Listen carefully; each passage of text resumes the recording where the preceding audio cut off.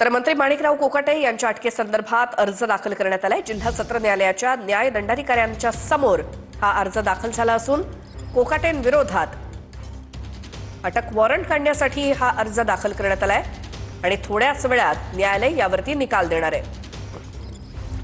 दरम्यान मंत्री माणिकराव कोकाटे हे नॉट रिचेबल असल्याची माहिती सूत्रांनी दिली आहे। मंत्री माणिकराव कोकाटेंचं सदनिका गैरव्यवहार प्रकरण आणि या संदर्भात कोकाटेंना कोणत्याही क्षणी अटक होऊ शकते असं सूत्रांकडून कळलंय।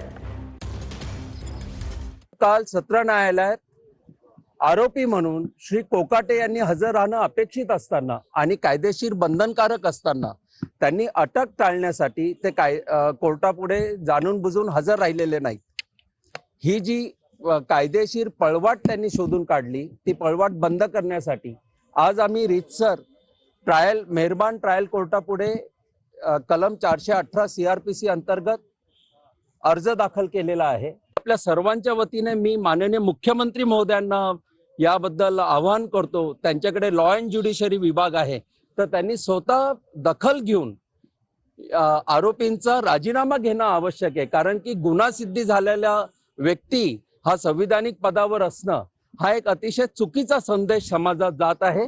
माननीय मुख्यमंत्री महोदयांनी याबद्दल त्वरित कारवाई करणं आणि समाजाला एक चांगला मेसेज देणं हे आज it is need of the hour. काही होणार नाही।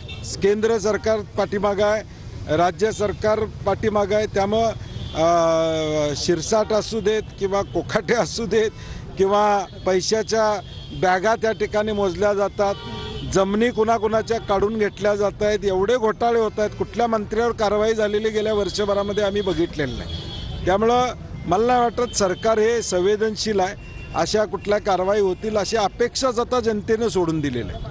मला वाटतं की जे काही कायदेशीर कारवाई जे काही कोर्टाची असेल किंवा विधिमंडळ म्हणून असेल किंवा संविधानिक असेल, शेवटी कोर्टाची केस आहे, त्यांनाही वर जाण्याची संधी आहे, अपील करण्याची संधी आहे। किती दिवसात ते आदेश इम्प्लिमेंट वगैरे होतील हे तर सर्व संविधानिक आहे, कायदेशीर आहे, त्यामुळं कायदेशीर निर्णय होतील। दरम्यान माणिकराव कोकाटेंचं नेमकं हे संपूर्ण प्रकरण काय आहे बघूयात। 3% स्कीमच्या कोट्यातून सदनिका मिळवण्याचे प्रयत्न केल्याचा आरोप आहे। सदनिकेवर हक्क नसतानाही तो सिद्ध करण्यासाठी बनावट दाखले यंत्रणेत सादर केल्याचा आरोप आहे। दिघोळे यांनी प्रकरणाचा पाठपुरावा केल्यानं सरकार पक्षाने तक्रार दाखल केली होती। यानंतर कोकाटेंना शिक्षा ठोठावण्यात येऊन ते जामिनावर सुटले होते। तर प्रफुल्ल पटेल यांची आधी प्रतिक्रिया आपण ऐकली, त्यानंतर सुषमा अंधारे यांची देखील ही प्रतिक्रिया। सरकारमध्ये एका मागोमाग एक विकेट पडतायत आणि सरकारच्या या मंत्रिमंडळातल्या मंत्र्यांवरतीच त्यांनी प्रश्न उपस्थित केलेत, कारण माणिकराव कोकाटे हे एका गैरव्यवहार प्रकरणामध्ये अडकलेत आणि त्यांच्या विरोधात आज अटक वॉरंट निघालेलं असून आज दिवसभरात त्यांना कधीही अटक होण्याची शक्यता आहे। आणि हाच मुद्दा घेऊन अजित पवार हे फडणवीसांकडे गेलेले होते। यामध्ये देवेंद्र फडणवीस यांनी कोकाटेंसंदर्भातला निर्णय हा अजित पवार यांच्याकडेच सोपवलेला दिसतोय। मात्र जर अटक झाली तर कारवाई झाली तर खाती कुणाला द्यायची असाही सवाल देवेंद्र फडणवीस यांनी अजित पवारांना विचारलाय। त्यामुळे कोकाटेंचा मुद्दा हा कॅबिनेटमध्ये देखील चर्चेला येण्याची शक्यता आहे। कोकाटेंच्या अटकेची कानपून लागताच अजित पवार हे तातडीनं मुख्यमंत्री फडणवीसांना भेटण्यासाठी गेलेले होते। वकिलांनी सांगितल्याप्रमाणे माणिकराव कोकाटे यांची अटक ही अटळ आहे, त्यामुळे त्यांच्याकडची खाती ही कोणाला द्यायची हा देखील सवाल फडणवीसांनी अजित पवारांना केला। 3 दृश्य आपण बघतोय। देवगिरीवरती अजित पवार यांची कोकाटेंसंदर्भात एक बैठक झाली। या बैठकीनंतर अजित पवार हे वर्षा या निवासस्थानी मुख्यमंत्र्यांच्या भेटीला गेले आणि अजित पवार आता कॅबिनेटसाठी मंत्रालयात दाखल झाले। त्यामुळे या कॅबिनेटमध्ये माणिकराव कोकाटेंचा मुद्दा हा निघणार इतकं नक्की। कॅबिनेट आधी अजित पवारांनी फडणवीसांची भेट घेतली माणिकराव कोकाटे यांच्या मुद्द्यावरती, मात्र या संदर्भातला निर्णय हा मुख्यमंत्र्यांनी अजित पवार यांच्याकडेच सोपवलाय। जर कारवाई झाली तर मग त्यांच्याकडची खाती, अर्थात राज्याचे क्रीडा मंत्री आहेत सध्या माणिकराव कोकाटे, त्यामुळे तो पदभार कुणाकडे द्यायचा या संदर्भात सुद्धा विचारणा देवेंद्र फडणवीस यांनी अजित पवारांकडे केली आहे।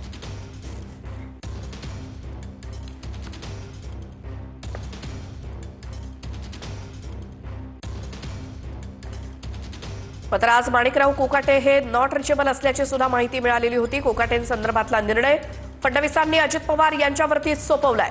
कारवाई जर झाली तर क्रीडा मंत्रीपद जे खातं त्यांच्याकडे आहे ती जबाबदारी कोणाकडे द्यायची हा देखील प्रश्न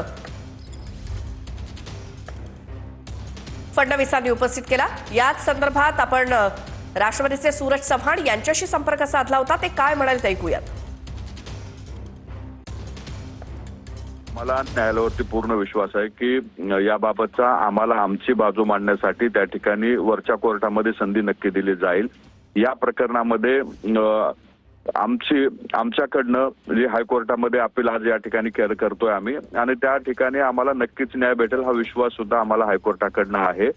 आता ही कोर्टाची प्रक्रिया त्याच्यामध्ये जास्त बोलणं उचित राहणार नाही, परंतु आम्ही आमची बाजू भक्कमपणे मांडून त्या ठिकाणी आम्हाला न्याय भेटेल हा विश्वास आहे. असं आहे की मी तुम्हाला आत्ताच सांगितलं की सकाळी मुख्यमंत्री आणि अजित पवार यांची बैठक होणार होती. आता त्या बैठकीनंतर कॅबिनेटही आहे, म्हणून माझ्या काही आता त्या मीटिंग नंतरची काही चर्चा त्यांच्याशी झालेली नाही. पण मी तुम्हाला एवढं सांगतो की जे योग्य असेल निर्णय तेच घेण्यात येईल आणि आम्ही कायद्याच्या चौकटीच्या बाहेर नाही. आम्ही पब्लिक लाईफमध्ये आहो, पब्लिक परसेप्शन असते, बाकीच्या जे काही गोष्ट असते त्याप्रमाणेच आमचा निर्णय योग्य निर्णय होईल. आणि मंत्रिपदावर राहूच शकत नाहीत.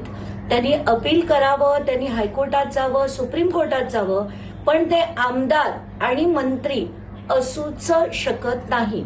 याचं कारण असं की सेक्शन 8 हा रिप्रेझेंटेशन ऑफ पीपल्स ऍक्ट 1951 या कायद्यानुसार कुठलाही आमदार जर त्याच्यावर 2 वर्ष किंवा त्याच्या वरची शिक्षा जर त्याला झाली अगदी छोट्यातल्या छोट्या कोर्टात सुद्धा, तर तो वरच्या कोर्टात त्याच्या विरुद्ध अपील करू शकतो. पण तो आमदार राहू शकत नाही. त्याच्या पहिल्या दिवशीपासून हे ऍप्लिकेबल आहे. कारण कसं झालंय, सुप्रीम कोर्टाने सेक्शन 8(4) जो होता रिप्रेझेंटेशन ऑफ पीपल्स ऍक्ट त्याला आता अल्ट्रा व्हायरस म्हणजे हा कायदा आता लागू होत नाही असं सुप्रीम कोर्टाचे आदेश आहेत. त्या आदेशाप्रमाणे आता 8(4) जर नसेल तर माणिकराव कोकाटे वरच्या कोर्टात नक्कीच जाऊ शकतील, दाद मागू शकतील, पण पहिल्या दिवशीपासून त्यांची आमदारकी आणि मंत्रीपद याचा त्यांना तातडीने डिस्क्वालिफिकेशन हे महाराष्ट्र सरकारतर्फे झालं पाहिजे. माणिकराव कोकाटे आता त्यांच्या आमदारकी आणि मंत्रिपदावर राहूच. तर मंत्री माणिकराव कोकाटे यांनी कॅबिनेट बैठकीला सुद्धा दांडी मारली. आज सकाळपासून आपण बातमी बघतोय माणिकराव कोकाटे हे नॉट रिचेबल आहेत असं सूत्रांकडनं कळतंय. आणि आजच्या कॅबिनेटला सुद्धा माणिकराव कोकाटे जे सध्या राज्याचे क्रीडा मंत्री आहेत ते कॅबिनेटला देखील गैरहजर आहेत. त्यामुळे याच संदर्भात माणिकराव कोकाटेंच्या निर्णयासंदर्भात देवेंद्र फडणवीसांची भेट काही वेळापूर्वी अजित पवार यांनी घेतली होती. त्यामुळे तो निर्णय अजित पवारांवरतीच सोपवलाय देवेंद्र फडणवीस यांनी. आणि जर कारवाई झाली तर त्यांची खाती कुणाकडे द्यायची हा देखील सवाल देवेंद्र फडणवीस यांनी उपस्थित केलाय. त्यामुळे आजच्या दिवसात कोणत्याही क्षणी माणिकराव कोकाटे यांना अटक होऊ शकते. कोर्टानं तसा निकाल दिलेला आहे, निर्णय दिलेला आहे. आणि थोड्या वेळापूर्वी वकिलांनी जी काही माहिती दिली त्यानुसार माणिकराव कोकाटे यांना जी शिक्षा सुनावण्यात आलेली होती ती कोर्टानं कायम ठेवलेली आहे. त्यामुळे अटक वॉरंट निघून माणिकराव कोकाटे यांना कोणत्याही क्षणी आज अटक होऊ शकते. मात्र ते नॉट रिचेबल आहेत अशी देखील माहिती मिळालेली होती. आणि आताच्या कॅबिनेटला सुद्धा माणिकराव कोकाटे यांनी दांडी मारलेली आहे. अजित पवार यांची ते भेट घेतील अशी शक्यता देखील वर्तवली जात होती. मात्र माणिकराव कोकाटे यांनी प्रत्यक्ष अजित पवारांची भेट काही घेतलेली नाही आणि कॅबिनेटला सुद्धा त्यांनी दांडी मारली आहे. 3% स्कीमच्या कोट्यातून सदनिका मिळवण्याचे प्रयत्न केल्याचा आरोप आहे. सदनिकेवर हक्क नसतानाही तो सिद्ध करण्यासाठी बनावट दाखले यंत्रणेत सादर केल्याचा आरोप आहे. दिघोळे यांनी प्रकरणाचा पाठपुरावा केल्यानं सरकार पक्षाने तक्रार दाखल केली होती. यानंतर कोकाटेंना शिक्षा ठोठावण्यात येऊन ते जामिनावर सुटले होते. त्याची मोठी बातमी शासकीय कोट्यातील 10% सदनिका गैरव्यवहार प्रकरणी खोटी कागदपत्र देऊन मिळवलेलं घर हे आपण TV9 मराठीवरती बघतोय, ज्यावरती माणिकराव कोकाटे असं नाव आहे. आणि या सगळ्या गैरव्यवहारा प्रकरणात माणिकराव कोकाटे यांना शिक्षा सुनावण्यात आलेली होती, जी कोर्टानं कायम ठेवलेली आहे. आणि आता अटक वॉरंट निघून माणिकराव कोकाटे यांना कोणत्याही क्षणी अटक होणार. आणि हीच ती सदनिका ज्यावरती माणिकराव कोकाटे असं नाव लिहिण्यात आलेलं आहे आणि खोटी कागदपत्र देऊन मिळवलेलं हे घर आपण TV9 मराठीवरती सर्वात प्रथम बघतोय.